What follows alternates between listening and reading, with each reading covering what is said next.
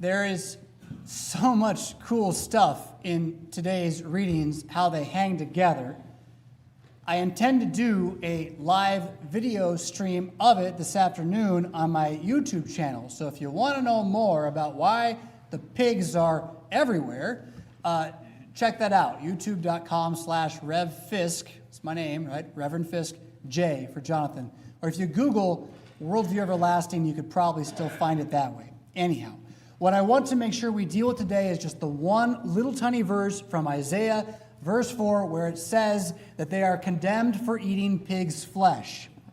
And the reason I want to make that clear is so that you do not think that you have a rule as a Christian which keeps you from eating pig's flesh. In the Old Testament, there are multiple covenants that build upon each other, and the covenant at Sinai, the Ten Commandments, Moses, is a particular covenant for a particular people in a particular time, and it was entirely fulfilled when Jesus died.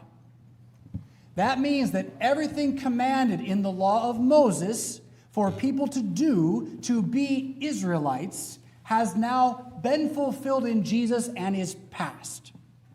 That includes the rule about not eating certain kinds of animals that God declared to be unclean, like pigs. Modern scholars will say sometimes that this was to protect the poor, dumb, ancient people who didn't know any better than to cook the pig's meat, and so they would get parasites, and so they couldn't have pigs. I think that's a bit arrogant because you can get parasites from other animals too, including the ones that they were allowed to eat. It's more likely that God wanted to make them look as different and weird as possible.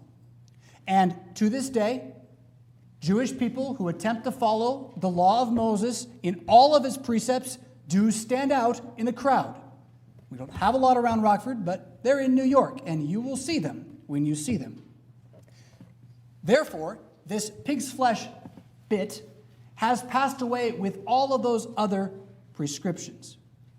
That does not mean that in Jesus Christ we are freed to do whatever we want. We still have some commands, you might say. We're commanded to baptize. We're commanded to teach all the scriptures as fulfilled in Jesus. We're commanded to feast upon the Lord's Supper. And we are also commanded to love our neighbors as ourselves. Being regenerated into this new life of faith is not a regeneration unto doing evil to others. And so the New Testament is always saying, of course we must do this good thing and not that bad thing.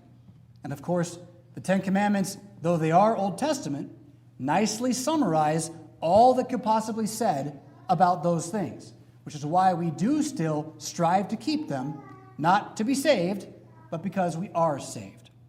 Now, again, there's much that could be said,